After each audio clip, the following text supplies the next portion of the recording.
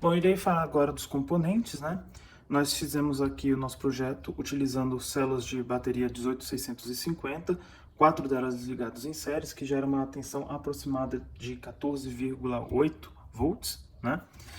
A gente deixou um plug no qual a gente pode conectar aqui no nosso transmissor, ok? Então eu vou apresentar aqui o transmissor. O transmissor possui um regulador de tensão de 5 volts, né, que desce essa tensão, e um de 9, que é esse daqui, e um booster de tensão que eleva para 24.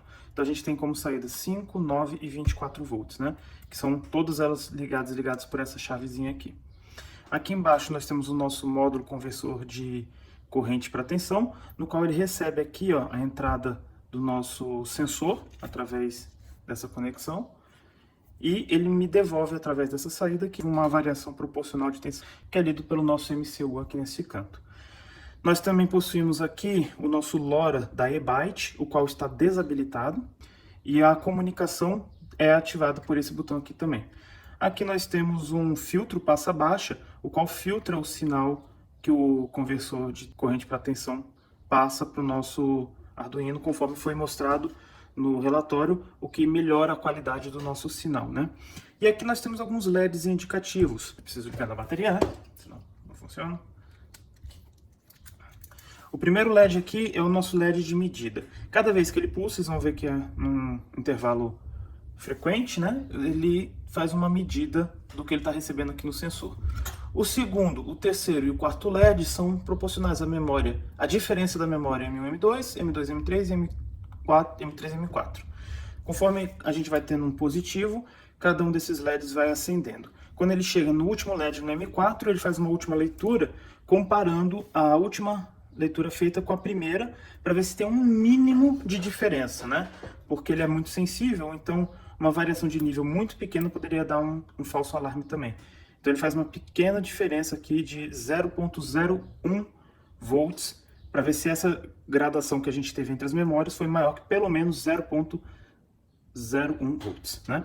Se ele tiver positivo, depois de 4 leituras consecutivas em que ele teve um aumento de nível, ele vai acender esses dois últimos LEDs que indicam uma cabeça d'água. Se ele avaliar pelo teste pela medida estática, esses 3 LEDs que referem às memórias não acendem, e apenas os dois últimos, com o primeiro ou sem o primeiro, isso depende do momento em que ele fez a medida, e só os dois últimos acendem, quer dizer que ele ultrapassou o limite máximo que o nível poderia variar.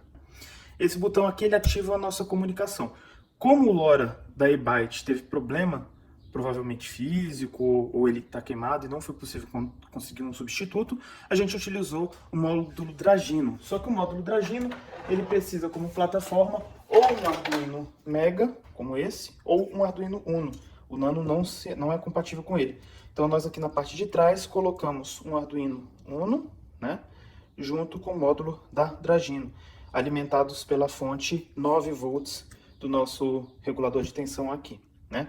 Então o nosso MCU aqui envia um sinal para esse Arduino, e esse Arduino faz a comunicação com o LoRa. E ele pode ser ligado através dessa chave aqui. Não sei se é possível ver que o LED lá dentro acendeu. Bom, aqui nós podemos então conectar o nosso sensor através desta conexão aqui. O sensor ele já vem com um cabo de 6 metros blindado, né, contra interferência eletromagnética. Ele também é bastante resistente ao impacto e à pressão, sendo que ele pode aguentar até 6 metros de profundidade, né? Então, no caso aqui é um cristal piezoelétrico, no qual, ao variar a pressão em cima dele, ele faz uma alteração aqui na nossa corrente, no qual vai variar de 4 a 20 mA, que foram configurados aqui no nosso conversor de tensão por corrente. Por fim, nós temos a nossa antena, que vai ser plugada, então, que está isolada essa saída, esse LoRa não está funcionando, vai ser plugada aqui. A antena que eu tenho disponível foi otimizada para este LoRa, então ela já foi considerada na frequência de 170 MHz.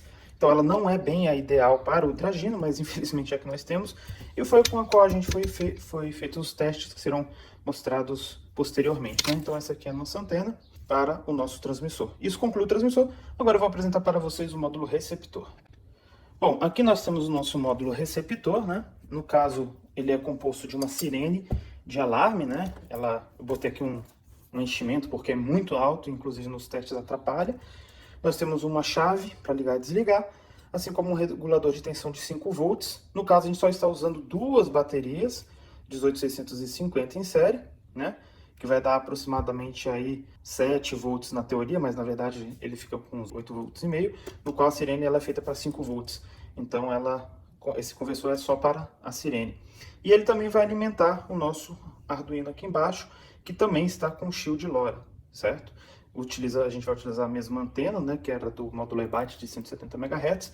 Lembrando que esses dois LoRas aqui, tanto este quanto o do transmissor, eles operam, que nem foi abordado no trabalho, na frequência de 915 MHz, e eles também são de 100 mW, exatamente isso, 100 mW, enquanto o LoRa ele é de 1 watt. Então o LoRa é 10 vezes mais potente. Bom, e aí nós ativamos a nossa sirene, como ela puxa uma corrente um pouco mais alta, um pouco acima do que o Arduino consegue funcionar, tem um relézinho aqui no qual que ele controla. Esse módulo aqui eu já tinha, então eu usei ele para facilitar um pouco a vida, no qual ele já tem um transistorzinho ali e um diodo de proteção, né?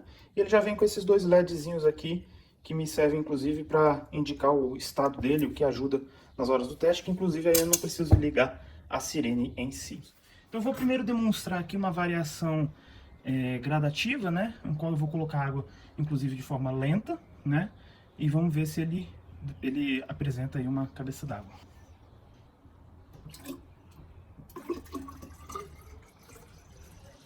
Bom, aí a gente tem, né?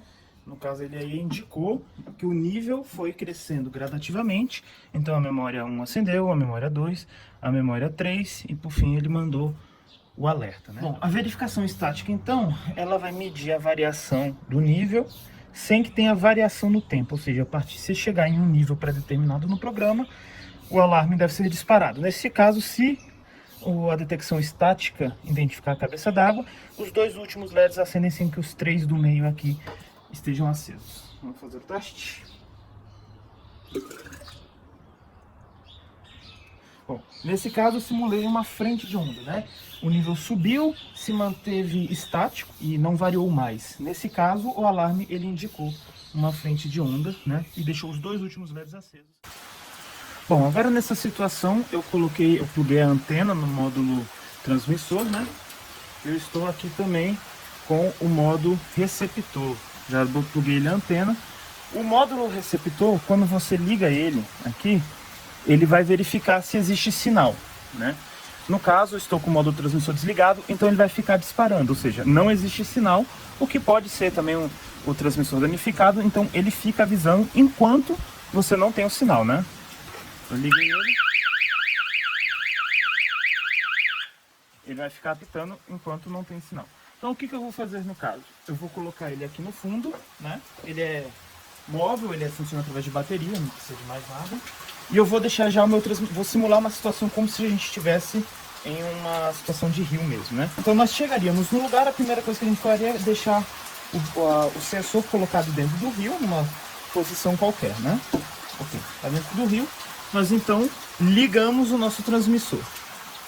Beleza, ele vai fazer a primeira medição, vai capturar o nível basal, né? Que nem eu chamei no nosso relatório, que é o nível em que o rio está trabalhando, e vai ficar medindo. Vamos até um ponto ajusante do rio e vamos ligar o nosso receptor. Se o receptor não identificar o transmissor, ele vai ficar apitando, ele não vai parar de apitar. A partir do momento que ele identifica, ele fica em modo armado, sem disparar o alarme, que é o que vai acontecer quando eu ligar ele agora. Ele deu o sinal que ele ligou, logo em seguida ele desligou, mas ele continua armado. Eu vou variar agora o nível, né? Movendo aqui o sensor. Então quando eu afundar, provavelmente o nosso sensor vai detectar e o nosso alarme vai disparar lá atrás. E o nosso alarme disparou. Bom, eu deixei agora o transmissor aqui na minha janela de casa. Estou com o alarme aqui e vou agora me distanciar para ver até onde eu consigo alcançar o sinal com essa configuração.